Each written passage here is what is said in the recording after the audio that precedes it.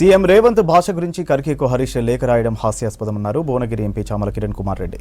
బూతులు మాట్లాడాలంటే కేసీఆర్ తర్వాత ఎవరైనా అని విమర్శించారు. కాంగ్రెస్ ప్రభుత్వం చేస్తున్న మంచి పనులు చూసి జీర్ణించుకోలేకపోతున్నారని విమర్శించారు చామల. హరీష్ రావు గారు మాట్లాడితే అసలు ఈ రాష్ట్రంలో ఈ బూతుల పురాణం అంటే ఇప్పుడు మనం మాట్లాడుకోలేనంత విధంగా మాట్లాడిందే వీళ్ళు. ఎవరు డైరెక్టర్, కథ, స్క్రీన్ ప్లే డైరెక్టర్ అని అన్నిటికీ కేసీఆర్ గారే ఈ బూతు పురాణానికి. హరీష్ రావు గారు ఈ మధ్యకాలంలో పొద్దున్న లేవగానే కేటీఆర్ గారు అమెరికా నుండి పొద్దున్న లేచిన, హరీష్ రావు గారు హైదరాబాద్ నుండి పొద్దున్న లేచిన, పేపర్ చూడంగానే మధ్యాహ్నం ఏం మాట్లాడాలి, ఎవరిని పై అక్కసు వెళ్ళగొప్పాలనో తెలియక రోజు ఏదో విధంగా ప్రజలలో వచ్చి తప్పుదోవ పట్టించే విధంగా మాట్లాడుతున్నారు.